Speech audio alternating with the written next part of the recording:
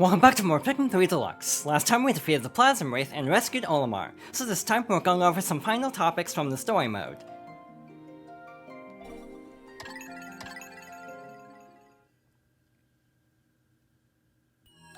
First of all, an additional difficulty is unlocked by clearing the game on hard mode, called the Ultra Spicy difficulty. As the name implies, this is the ultimate challenge in Pikmin 3 Deluxe. You can only have 60 Pikmin on the field at one time, instead of 100, certain enemies are more resilient, Pikmin drown faster, and the amount of juice you get from each fruit is halved. To be honest, I actually tried this difficulty for the very first time in preparation for this Let's Play, and honestly, it was actually surprisingly fun. As someone who's played the Wii U version and this version on hard mode multiple times already, it was actually really refreshing having a more challenging experience. Having 40 fewer Pikmin to work with really changes up how you have to approach a lot of scenarios, especially with multitasking, and having less juice means that the time limit is a lot more stressful, especially early on and when Louis steals all of your supplies. You can also change the difficulty at any time, but you won't be able to earn any badges connected to the difficulty on that file. So for example, you can't beat the game on hard mode, change the difficulty to Ultra Spicy, and then fight the Plasma Wraith again to earn that badge. You do have to start a fresh playthrough and stay on that difficulty the entire time. The badges do stack though, so if you beat the game on hard mode, you will also get the badge for normal mode. Moving on to our main file, like in the Wii version of Pikmin 1, we can go back to earlier days. This was even more helpful in the Wii U version, given that you only had one save file to work with. Unlike the GameCube games, where you could simply copy a file to another slot, in the Wii U version, there was no way to go back to an earlier day without this feature using other files, so having this ability was really nice. You can also view earlier voyage logs and a special voyage log for clearing the game. Our mission is over, and we're returning with all the edible matter available in this planet's explorable areas. We shall return to Kopai with our heads held high. The other Hokotation we rescued, Louis, has vanished, which is troubling. I thought he'd boarded the SS Drake with us, but maybe we left without him? Still, from what we've seen, I'm sure he'll be okay wherever he is. This is interesting for a few reasons, actually. First of all, like the ending narration, this will change depending on how many fruits you collect, and also there's a bit of an inconsistency with a mode we'll be seeing in the near future. But for now, let's return to day 20.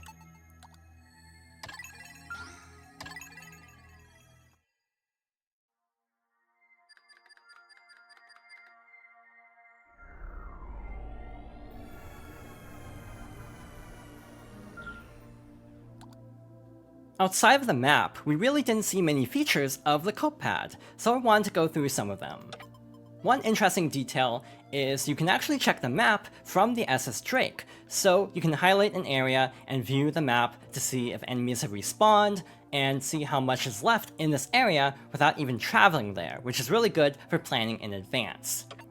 We can also access some other features as well, including the exploration notes that we collected through data files. These are divided into different categories. First up is Pikmin behavior, which basically details a lot of the attributes of the Pikmin, including the differences between the types, and other things like how if you have Pikmin carry a pellet of the same color, you'll get an additional sprout from the onion.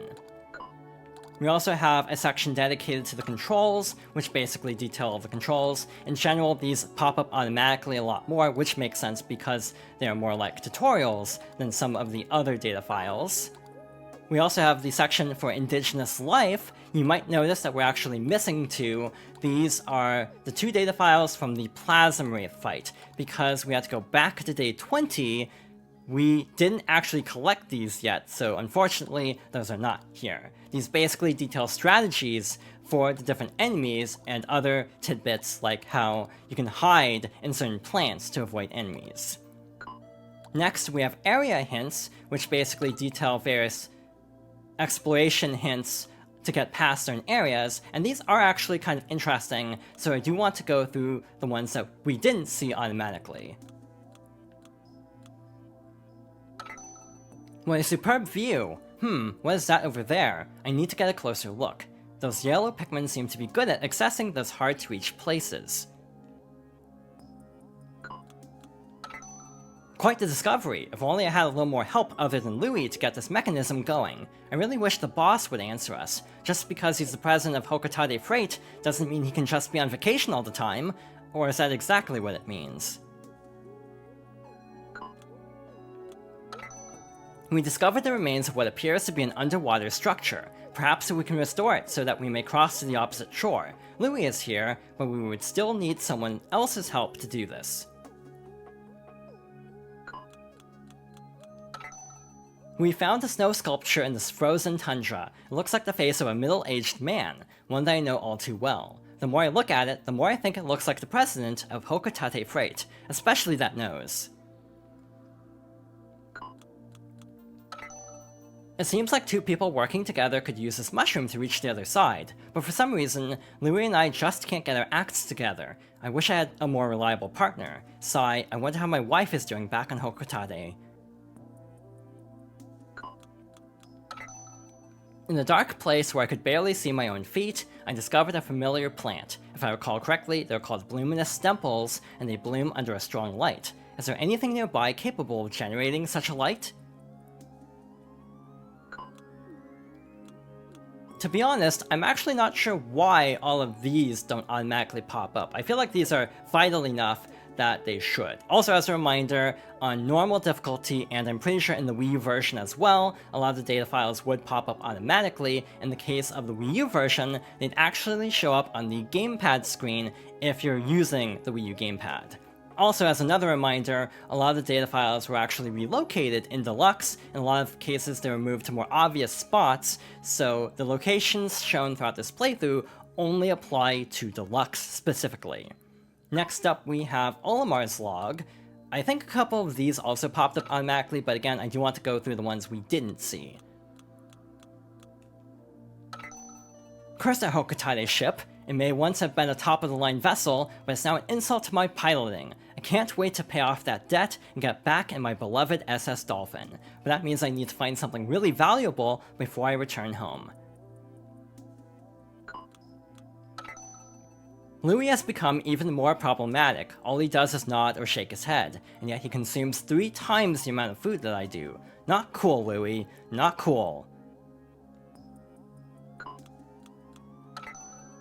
It has been so long. I hope my son and daughter back on Hokotate haven't forgotten about their father. Once my work here is done, I'm taking an extended holiday so we can take a spacecation. We might not have the budget to go far, but that's okay, as long as we're together. Today I had a terrifying dream. A dream in which Pikmin were carrying me back to the Onion after I had been ravaged by creatures. I thought I shared a strong bond with them, but maybe that was just my wishful thinking. I might have to start sleeping with one eye open. I spotted some glittering gold material on top of the tree. I think I smell treasure. I'll head up there first thing tomorrow to investigate. Louis is refusing to go for some reason, but I'm not going to let him come between me and some undiscovered riches. How long have I been out? My mind is so cloudy. That golden life form pursues me relentlessly. I don't have any Pikmin here to help me. I'm at the end of my rope, and I don't know how I'll ever escape. I think the forced sleep mode in my suit is kicking in, losing consciousness again. This golden glittering life form has taken a real shine to me. It doesn't seem dangerous, but it also won't let me go. For some strange reason, I guess I've already gone along well with animals, but this is kind of pushing it. Oh no, I thought I deactivated the forced sleep mode. Captured again, over and over. No matter how many times I try to escape, I find myself atop this tower. Each time, I awake to see that another day has passed. The grip of this wretched beast is taking its toll on me. My only hope is for someone to save me from this torment. Going dark again.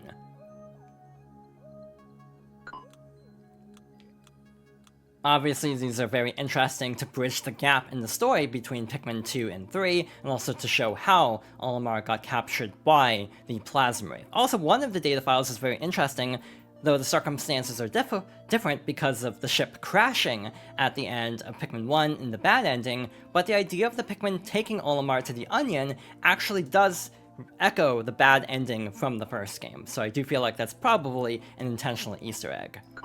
Finally, for the exploration notes, we have Olimar's Log Volume 2. As a reminder, these in the Wii U version were simply numbers that basically spelled out a 10-digit code that, if inputted to a special site linked to Miiverse, would play a secret video. Again, the secret videos have been preserved in Deluxe somewhere else, we'll be seeing those next time, but the actual logs are full data files this time.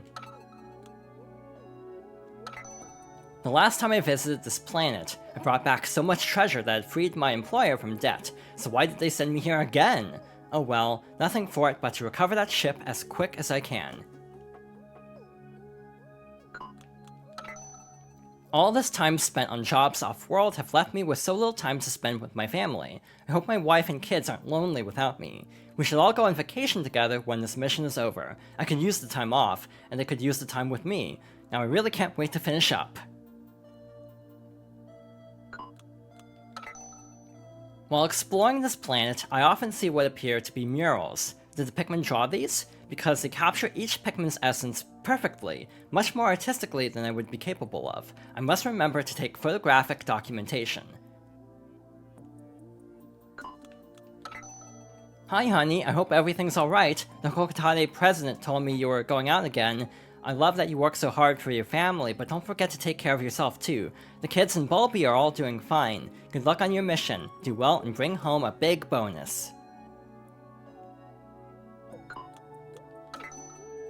A bug in the data management system for the company communication device seems to have resulted in all of my voyage logs and notes being lost. I'd better find them fast before anyone else gets their hands on them.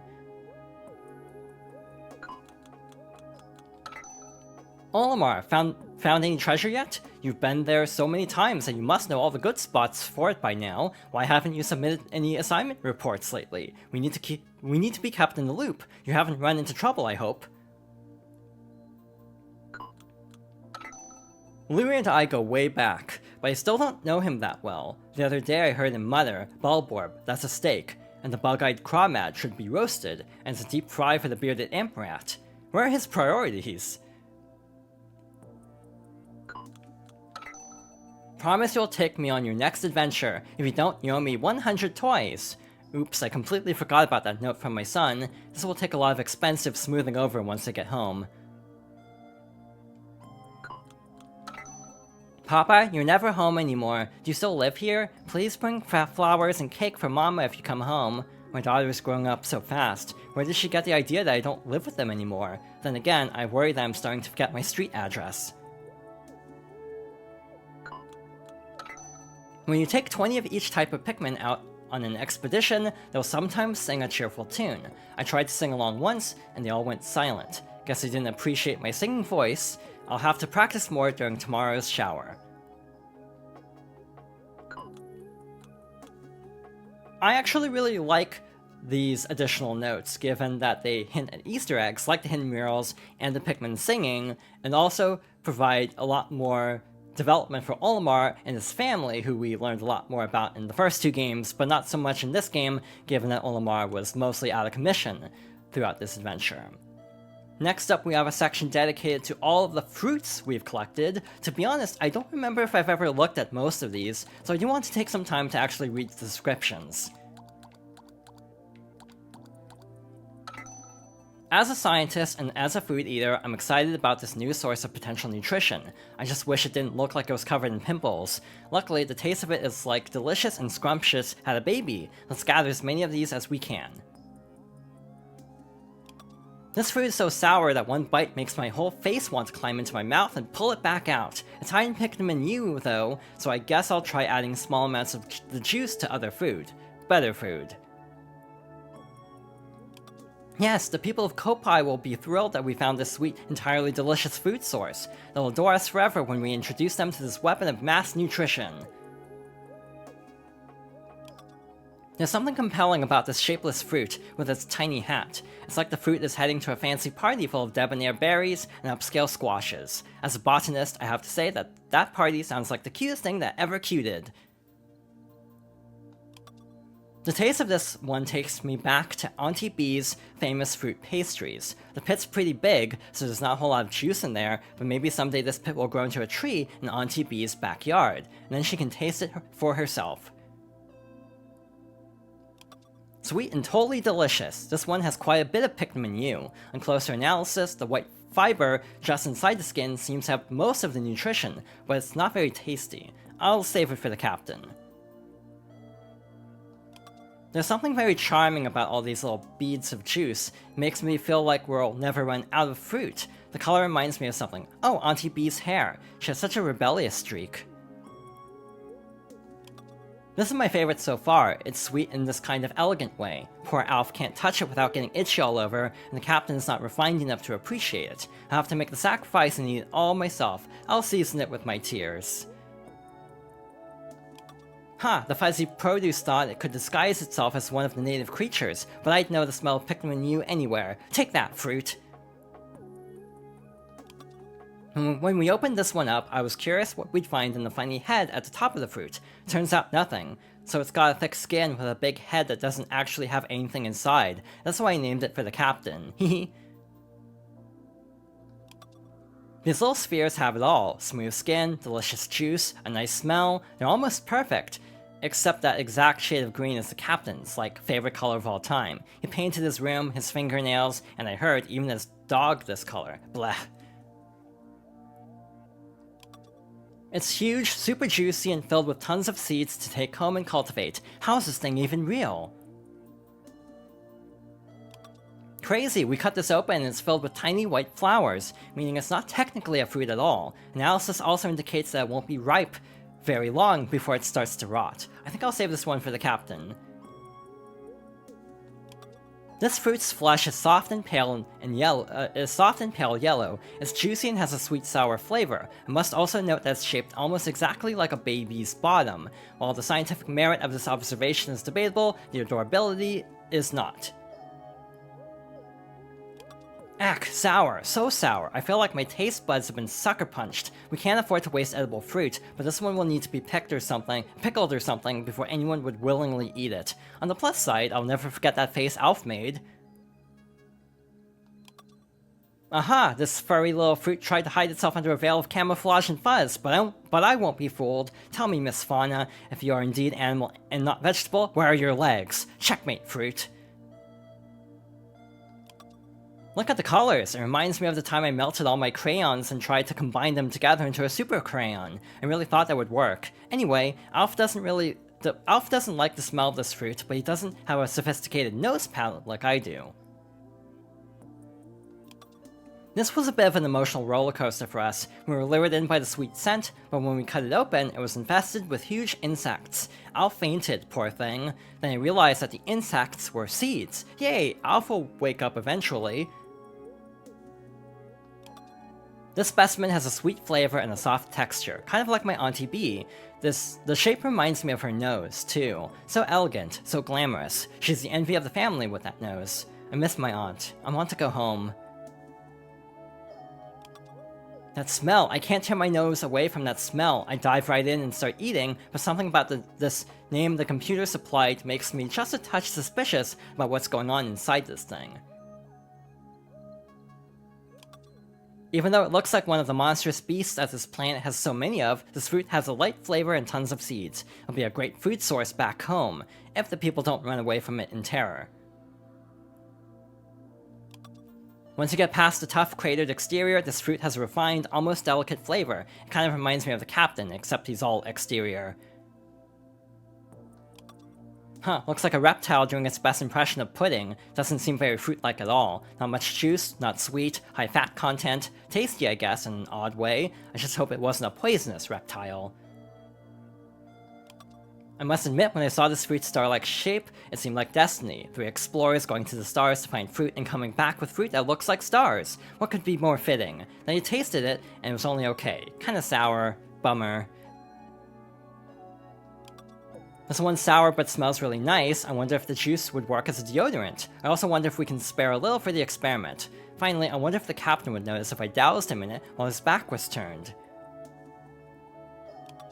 A little sweet, a little sour, but mostly bitter. Alf can't cope with the bitterness and wants me to sweeten it somehow, but I have to say, it's growing on me. Maybe he'll mature into it? Finally, something on this planet that isn't gigantic. These little red globes are the perfect size for Copiate hands, and the juice inside makes a good meal. I bet these will be a lunchbox favorite back home. Sigh, the specimen is slightly fuzzy and has a high juice content, and has a hardy pit that should travel well back to Kopai. As a scientist, I cannot and should not remark that it looks almost exactly like a bottom. Hehe, sigh. The specimen is slightly fuzzy. Oh my gosh, but this is delicious! So sweet and comforting. I can imagine a little kid eating just gobs of these things. You'll have to be careful around the inedible peel, though. It's extremely slippery and could be a safety hazard. Lots of juice in here, like having your mouth flooded in sweetness. Not much Pikmin in you, but nutrition isn't everything. Sometimes you just want a natural disaster of flavor, you know?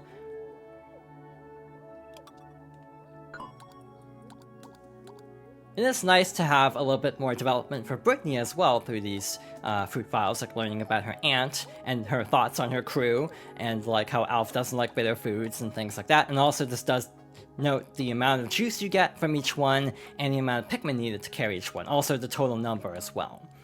Finally, we have a feature only in Deluxe, which is the Picklepedia. Again, this was absent in the base game on Wii U, but I did want to go through a couple of these. Obviously, if we went through all of them, we would be here for a very long time, so let's go through the Bulborb's description. Structural flaws, eye stalks back, weight 10. Only a very confident designer would wade through issues like bright red, warning coloration, and the tendency to sleep in broad daylight. There's no way a frontal assault on this thing will work, so we have to get creative. I'm thinking we should hit its back hard while it sleeps, or maybe target those thin-looking eye stalks. The white polka dots on red is quite a look. Something about it is familiar. But where? Ah, right, it reminds me of the captain. Not the polka dots, I mean. The way it snores as it naps in the sun. This red bruiser gobbles up Pikmin like candy. The standard approach is to attack from behind while it's still asleep. That may seem callous, but it would do the same to you if it could. Stow those feelings and strike! Plump specimens are best spit roasted whole, stuffed with a lime and a slab of bacon, but basted frequently to ensure a magnificently moist haunch. Bulborb, Oculus Kageyami rusus. Grub dog family. This large organism has the familiar mandibles and cranial morphology of the grub dog family, as well as the characteristic bulging eyes. As with most grub dogs, the creature's cranium comprises half of its total length and girth. Showing a scarlet abdomen with white spots, this creature is primarily nocturnal, choosing to prey upon smaller creatures returning to their nests. Originally classified as the spotty bulborb, further research has reclassified the species as the basic bulborb. Subspecies of varied colors have recently been discovered, but academics are divided into two rival camps over how to handle their classification. Obviously, you won't get the final two sets of descriptions for everything until you rescue Louie and Olimar, and this does carry over to every save file, so the reason we do have a completed Picklepedia despite missing the whip-tongue bulborb is I simply copied the file and got it in a different file, which does count for the overall profile. Also, if those two final descriptions sound familiar, all returning enemies reuse descriptions from Pikmin 2, which is kind of a bummer, but at least you have a lot of unique descriptions with Alf, Brittany, and Charlie. Finally, let's look at the Plasma Wraith. Structural flaws varies, weight unknown. What a marvel this creature is, constantly adapting to new threats. It can manipulate fire, water, electricity, and its own body to form wings, or an armored carapace. It takes several squads of Pikmin on frequently rotating duty to keep up with its shifting nature. How I wish I could construct anything so effortlessly flexible. Its attacks leave behind little pieces of itself, so if you can eliminate those before it reforms, you can wear it down little by little. Wow, I really did not want to let go of Captain Olimar. Is that budding interspecies romance I smell? Anyway, I bet that gunk would make for some good lotion. I should have bottled some up so I could sell it back on Kopai. This thing doesn't know what it wants. 1 minute it's soft, 1 minute it's hard. First it's big, then it's small. It hunts Olimar but doesn't want to hurt him. We're practically doing it a favor by taking it out. Anyway, that Olimar guy must ooze charisma to get such an alien creature to follow him anywhere. He's a ship captain, I'm just a squad captain, but that still gives us something in common. I ought to be taking notes. Despite its refreshing citrus scent, the flavor of this beast is decidedly dangerous.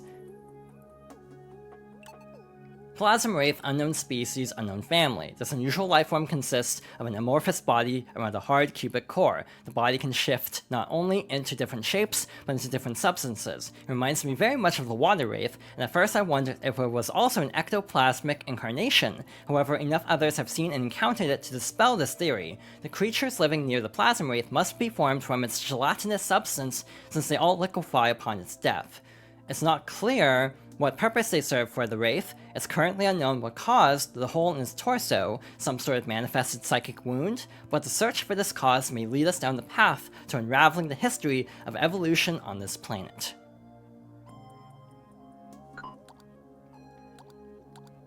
It is nice that the new creatures do have fresh descriptions for all 5 characters, but I do wish they had created new descriptions for all of them, to be honest. We actually do have one more section of the Copad, which basically highlights info about the Pikmin, basically how many are in the field, how many are working on a task, and how many are idle. And also how many are in your squad, along with totals. So we never actually looked at this feature at all. We mostly relied on the map in order to see how many Pikmin we were missing. But yeah, that goes over all of the features of the Copad. Again, it's actually weird how the Picklepedia was missing from the base game. It's such a vital part of 2's charm that it was sorely missed, and it is nice to have it here, even though it's actually missing a lot, like the Candy Pop Buds, unlike in 2, and a lot of the other flora as well.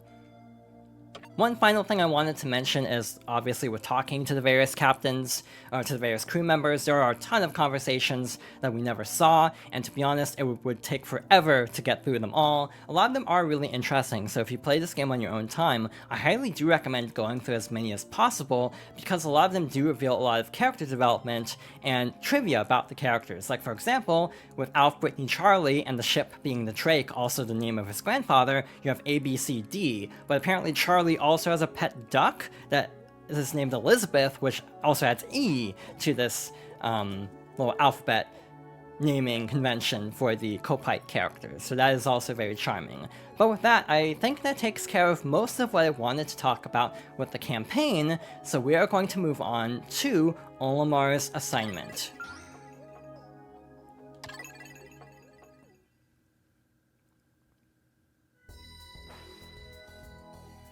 We will see what this is like next time. So thank you for watching, and I hope you'll join me next time for more Pikmin 3 Deluxe.